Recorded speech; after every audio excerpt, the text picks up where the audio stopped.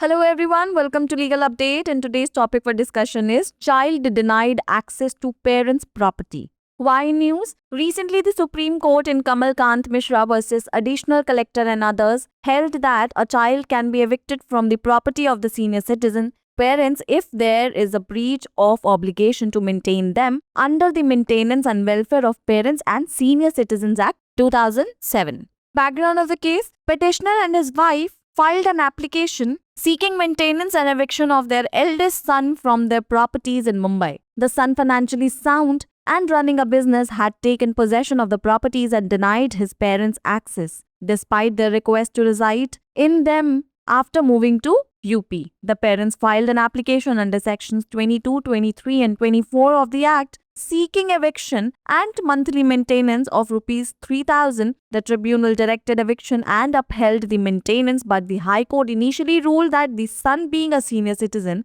was immune from eviction under the Act. What were the core court observations? Justices Vikram Nath and Sandeep Mehta emphasized that the primary objective of the Act is the care and protection of senior citizens. Maintenance tribunals have the power to evict children or relatives who fail to discharge their obligations to maintain senior citizens. The court ruled that son's action denying his parents access to their property frustrated the Act's objective and violated its statutory duty. The Supreme Court directed the son to vacate the premises by November 30, 2025, failing which the eviction order would be enforced. Provision involved is Section 2 Clause H of the Maintenance and Welfare of Parents and Senior Citizens Act 2007, which defines a senior citizen as any person being a citizen of India who has attained the age of 60 years or above. The straightforward definition establishes the age threshold and citizenship requirement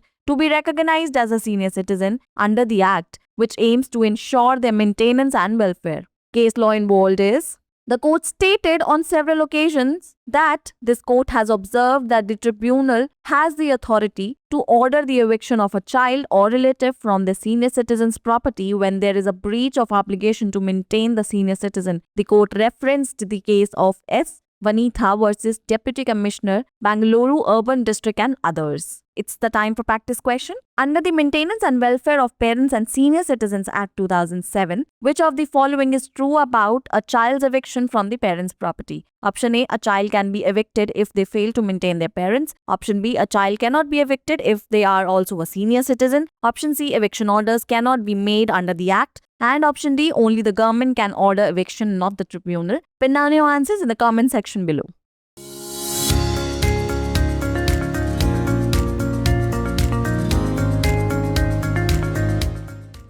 legal update programme में स्वागत है आपका। आज का हमारा विषय है बच्चे को माता पिता की संपत्ति तक पहुंच से वंचित रखा गया। आइए सबसे पहले जानते हैं ये चर्चा में क्यों है। हाल ही में सुप्रीम कोर्ट ने कमलाकांत मिश्रा बनाम एडिशनल कलेक्टर और अन्य मामले में फैसला दिया कि माता पिता और वरिष्ठ नागरिकों के भरण पोषण और कल्याण अधिनियम 2007 के तहत यदि उनके भरण पोषण के दायित्व का उल्लंघन होता है तो बच्चे को वरिष्ठ नागरिकता माता पिता की संपत्ति से बेदखल किया जा सकता है।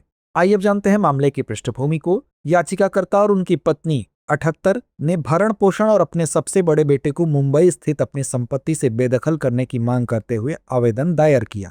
आर्थिक रूप से सक्षम और व्यवसाय चलाने वाले बेटे ने संपत्तियों पर कब्जा कर लिया था और अपने माता पिता को वहां प्रवेश देने से मना कर दिया था, जबकि उनके माता पिता ने उत्तर प्रदेश जाने के बाद वहां रहने का अनुरोध किया था। माता पिता ने अधिनियम की धारा 22, 23 और 24 के तहत एक आवेदन दायर कर बेदखली और 3,000 रुपये मासिक भरण पोषण की मांग की। न्यायाधिकरण ने बेदखली का निर्देश दिया और भरण पोषण की राशि को बरकरार रखा, लेकिन उच्च न्यायालय ने शुरू में यह फैसला सुनाया कि पुत्र एक वरिष्ठ नागरिक होने के नाते अधिनियम के तहत बेदखली से मुक्त है। आइए अब जानते हैं न्यायालय की टिप्पणियों को। न्यायमूर्ति विक्रम नाथ और न्यायमूर्ति संदीप मेहता ने इस बात पर जोर दिया कि अधिनियम का प्राथमिक उद्देश्य वरिष्ठ नागरिकों की देखभाल और सुरक्षा है। भरण पोषण न्यायाधिकरणों के पास उन बच्चों या रिश्तेदारों को बेदखल करने का अधिकार है जो वरिष्ठ नागरिकों के भरण पोषण के अपने दायित्वों का निर्वहन करने में विफल रहते हैं। न्यायालय ने फैसला सुनाया कि बेटे के कार्यों ने अपने माता पिता को उनकी संपत्ति तक पहुंच से वंचित करके अधिनियम के उद्देश्य को विफल कर दिया और उनके वैधानिक कर्तव्य का उल्लंघन किया।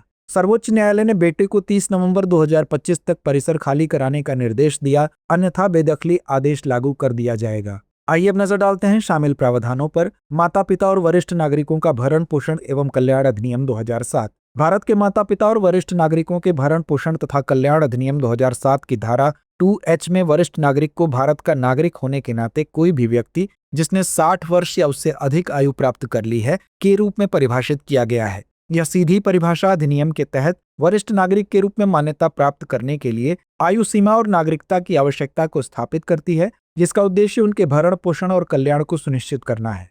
आइए अब नजर डालते हैं संबंधित केस पर। कोर्ट ने कहा, कई अवसरों पर इस कोर्ट ने यह देखा है कि जब वरिष्ठ नागरिक की देखभाल करने का कर्तव्य का उल्लंघन होता है तो न्यायाधिकरण को वरिष्ठ नागरिक की संपत्ति से एक बच्चे या रिश्तेदार को निष्कासित करने का आदेश देने का अधिकार है। कोर्ट ने एस वणिथा बनाम उप आयुक्त बेंगलुरु अर्बन जिला और अन्य मामले का संदर्भ दिया। तो आइए अंत में नोट करते हैं आज का अभ्यास प्रश्न। माता पिता और वरिष्ठ नागरिकों के भरण पोषण और कल्याण अधिनियम 2007 के अंतर्गत माता पिता की संपत्ति से बच्चे की बेदखली के बारे में निम्नलिखित में से कौन सा कथन सत्य है? विकल्प ए, यदि कोई बच्चा अपने माता पिता का भरण पोषण करने में विफल रहता है तो उसे बेदखल किया जा सकता है। विकल्प बी, यदि कोई बच्चा वरिष्ठ नागरिक भी है तो उसे बेदखल नहीं किया जा सकता। विकल्प सी, अधिनियम के तहत बेदखली के आदेश नहीं दिए जा सकते। या विकल्प डी, केवल सरकार ही बेदखली का आदेश दे सकती है, न्यायाधिकरण नहीं। तो इस प्रश्न का जवाब कमेंट बॉक्स में देना ना भूलें।